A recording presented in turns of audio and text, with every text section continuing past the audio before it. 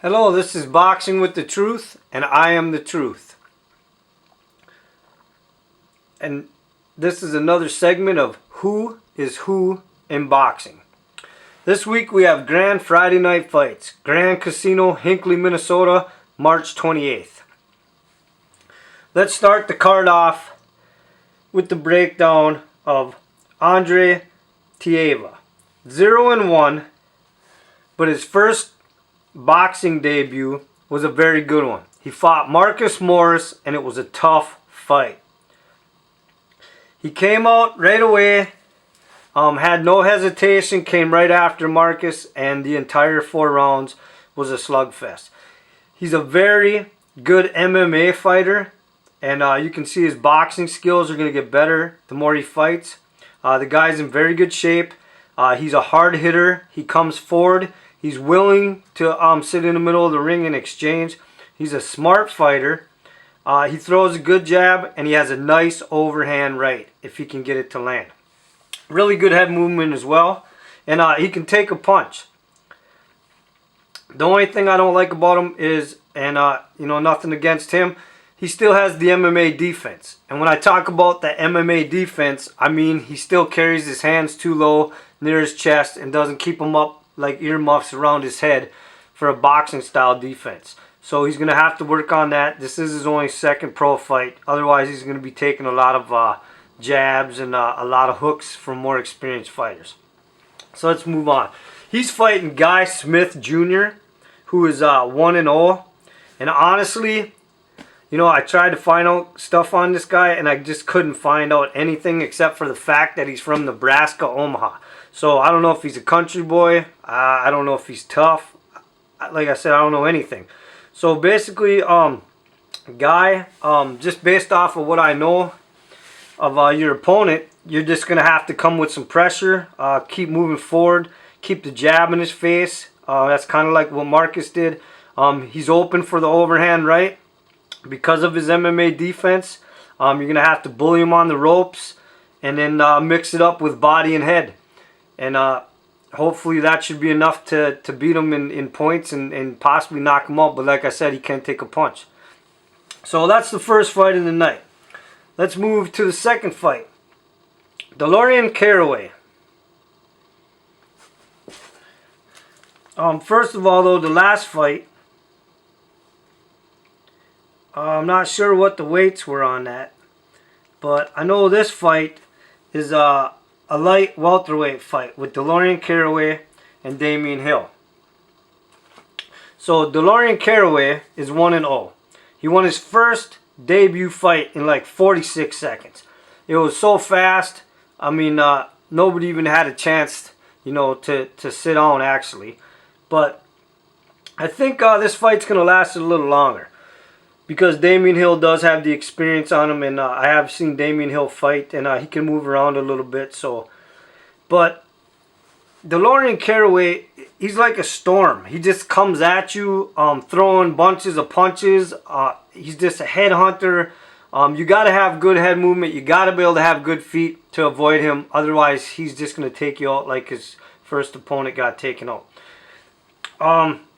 He's just a force to be reckoned with. He's just fast. He has good power. He cuts off the ring well. The one thing I don't like about his style is if you can weather the storm, maybe in the first or second round, he does hang his left hand down low by his hip, which to me gives him a weak defense.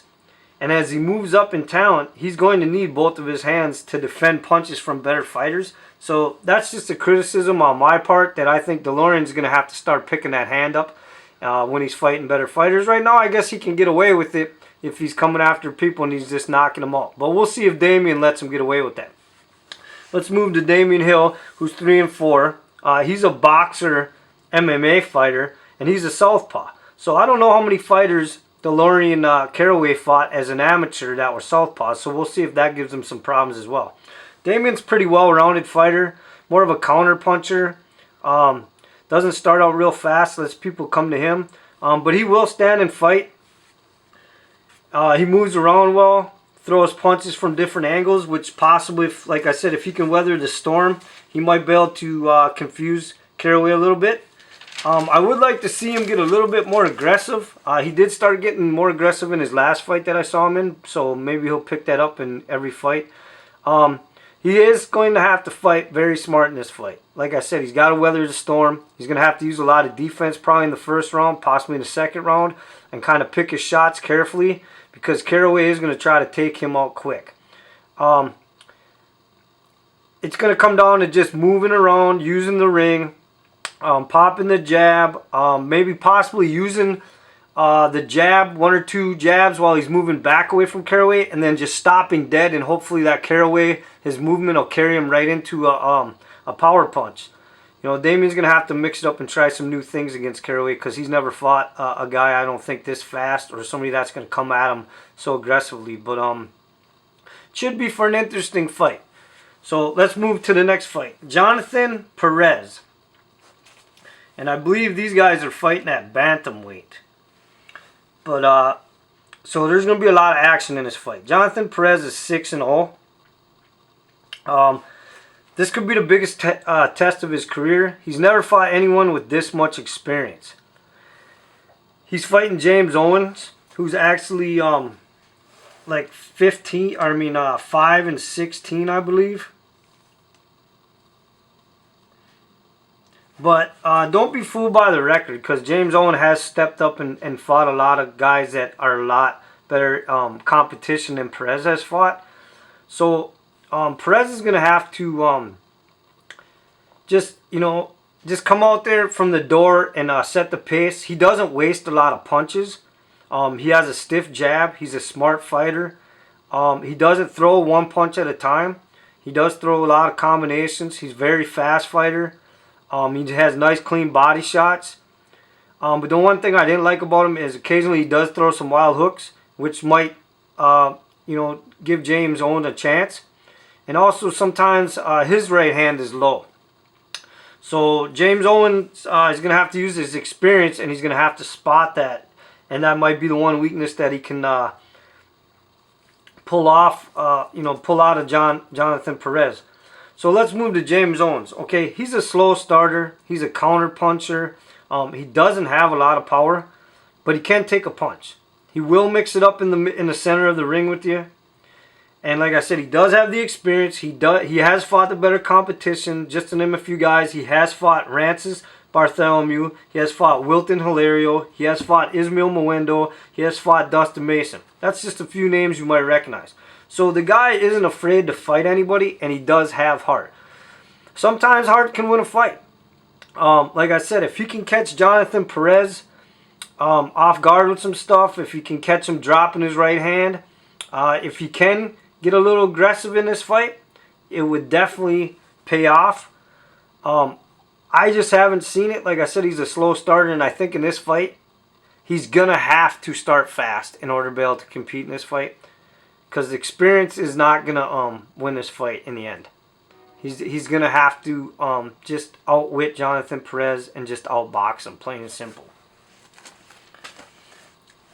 All right, next fight.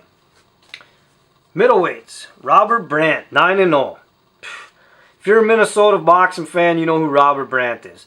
This guy is a sharp fighter. He's very crafty. Throws a lot of different combinations. Good footwork. Gets a little cocky at times, but some fighters that got these skills, they're gonna get cocky, especially when they're 9-0. He's still a good guy. I like him personally. I know him a little bit outside the ring, and in the end, he gets the job done. Like I said, he's a very smart fighter. He's got a nice jab. He's very aggressive, and he'll bring the fight to you. He'll come at you. He has no problem from the first bell to the last bell coming after you and trying to impress you and the fans. He is fighting Demetrius Walker, who is 7-3-1. Now, Demetrius, I give you credit. I've done research on you. You do a lot of stuff for the community. That's great. I don't know how much that's going to help you in this fight, because I don't know if Robert Brandt really cares how much you do for the community. Demetrius Walker is a southpaw. I don't know how many southpaws Robert Brandt has actually fought, or if this guy's going to give him any trouble. I guess we'll find out. Demetrius Walker does have a tight defense when he's in the corners on the ropes, and that might help him against Robert Brandt. And he does have a nice left hook if he can catch Robert Brandt with it, and it does have power behind it. So it would be nice if he could catch Robert Brandt sleeping and possibly knock Robert Brandt down. Will he stay down? I doubt it. He is fast. He does have a stiff jab when he decides to use it. He does not use it all the time. Sometimes he gets into exchanges and he forgets about it. And he has a tendency to throw some wild hooks.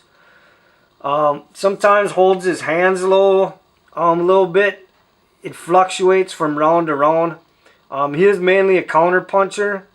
And his foot movement, I really don't understand it. I watched a lot of tape on him. And I'm just going to call it a bunny hop. Because he doesn't just move back. He bounces back. Almost like he's hopping like a bunny. Which, if Robert Brandt hits him in a mid-hop, Demetrius Walker has no balance when you're in the air. So he's going to knock him down even if the punch isn't hard.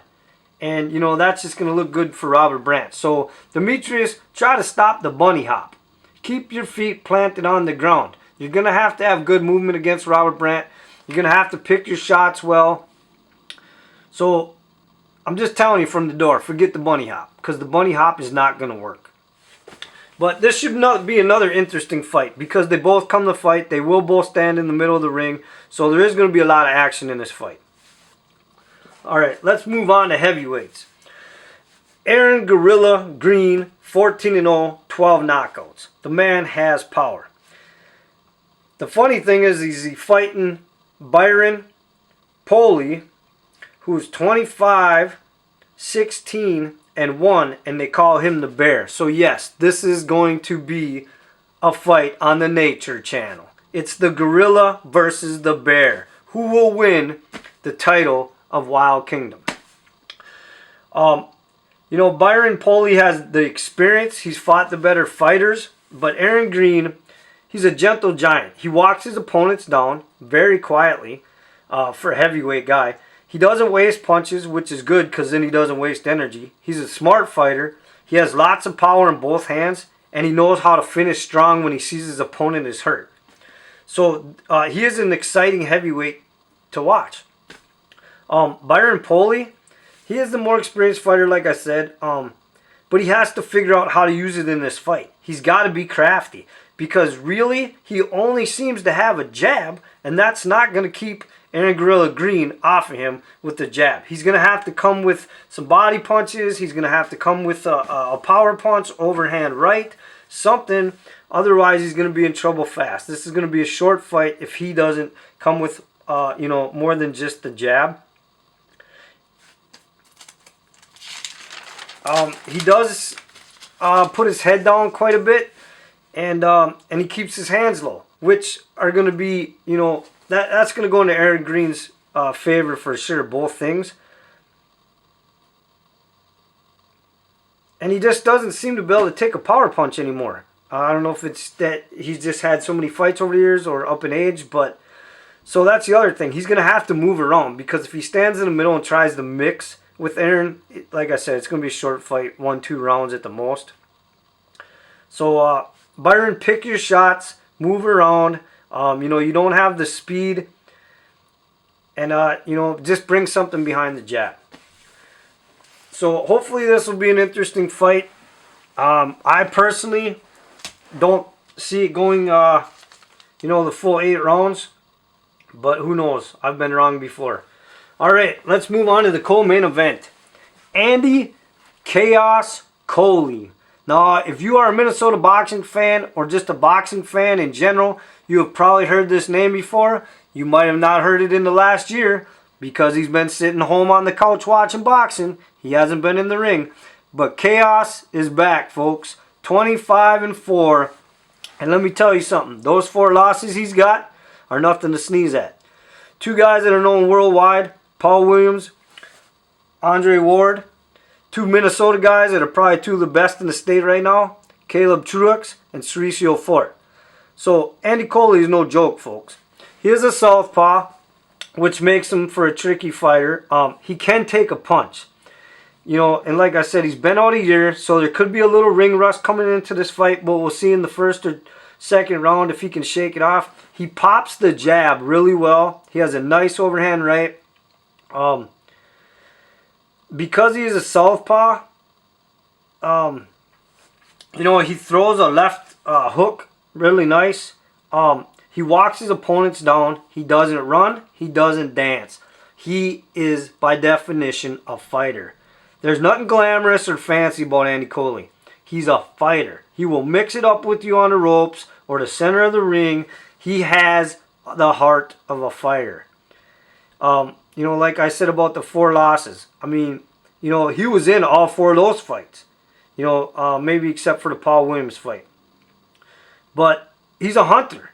And he is going to make a statement this Friday night.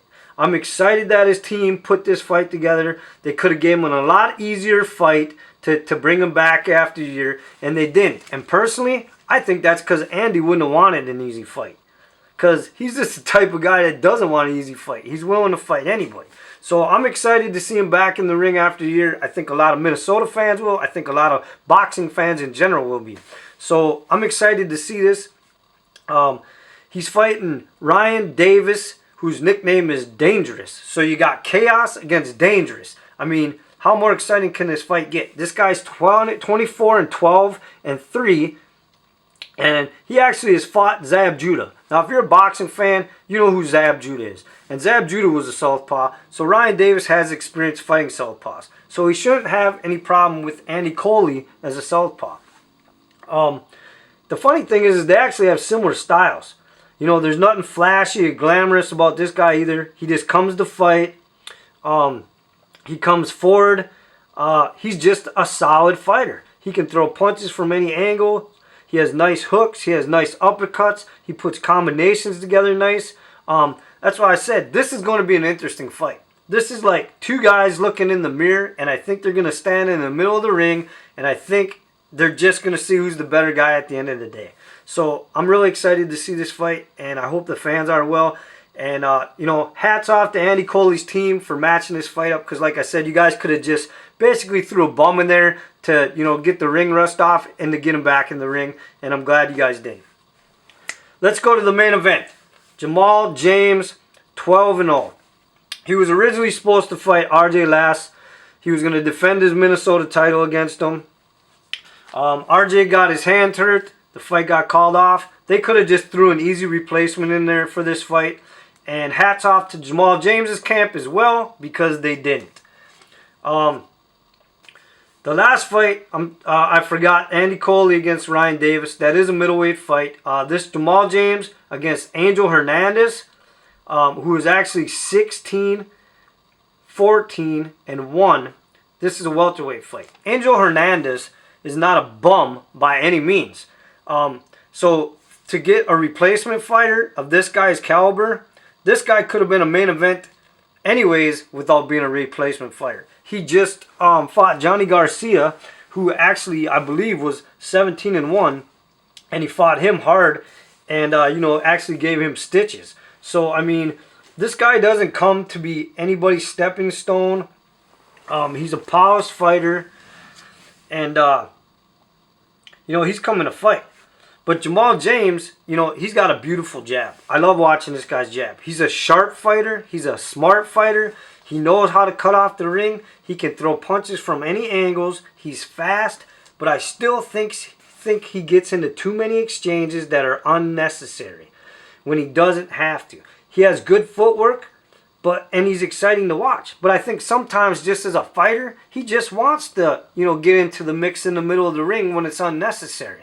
But it does make for an exciting fight. I just don't think he has to take some of the punches that he does take.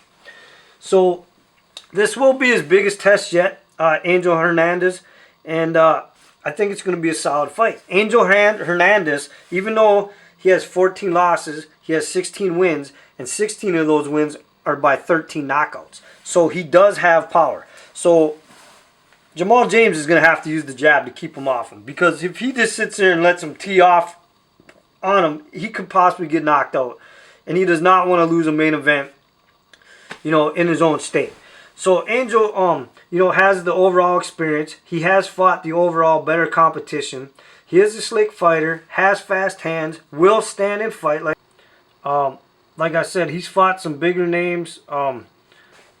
Courtney Burton, Derek Gainer. He's coming to win this main event. He's coming to steal the undefeated record of Jamal's. He isn't trying to be a stepping stone, like I said, or anybody's just an extra fight on a record.